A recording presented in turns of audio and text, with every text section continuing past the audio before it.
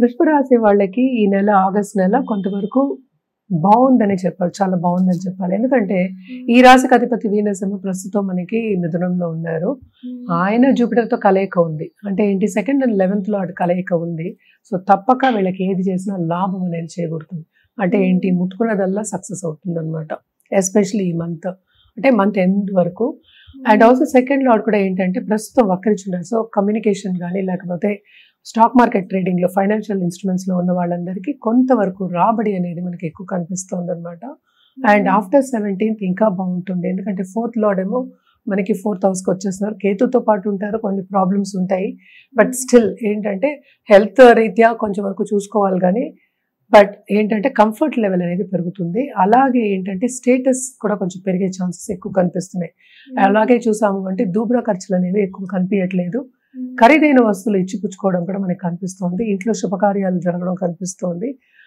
అదొకటి కాకుండా క్రయ విక్రయాలు చేసే వాళ్ళకి కూడా బాగుంటుంది. అంటే మనం మాట్లాడేది కమిషన్ బిజినెస్ చేసే వాళ్ళకి, ఇప్పుడు ఎల్ఐసి కానీ లేకపోతే ఇన్సూరెన్స్ కానీ అలాంటి వాళ్ళు చేసే వాళ్ళందరికీ కూడా లాభాలు చేకూరుతాయి. అట్లీస్ట్ ఆ దిశగా నడవడం అనేది జరుగుతుంది. అంటే ఏంటి, సూచనలు, మంచి సూచనలు కనిపిస్తున్నాయి అనమాట. అదొకటి కాకుండా మనకి 11th లో కూడా మనకి శని ఉన్నాడు, 10th లో. సో చేసే పనిలో కూడా మనం చూసాము అంటే ఆయన వక్రించిన 10th హౌస్ చూస్తున్నాడు. సో నిరుద్యోగులకి తప్పక ఉద్యోగ అవకాశం వస్తుంది. అదొకటి కాకుండా ప్రమోషన్ రీత్యా బయటికి వెళ్ళాలి అనుకునే వాళ్ళందరికీ చాలా బాగుంటుంది. అండ్ ట్రావెలింగ్ చూసామంటే మనకి కెరియర్ పాత్, మనం చేసే పనిలో కూడా ట్రావెలింగ్ అనేది ఎక్కువ కనిపిస్తుంది. షార్ట్ టర్మ్ ట్రావెల్ అది లేని పక్షాన్ని, లేకపోతే ఏంటంటే అది అన్నీ పెట్టుకోవడం, సరిదిద్దుకోవడం, మన వీసా కానీ ఏదైనా సరిదిద్దుకోవడం, పెట్టుకోవడం, ట్రావెలింగ్ ప్లాన్స్ వేసుకోవడం అనేది మనకి ఆగస్టు నెలలో కనిపిస్తుంది.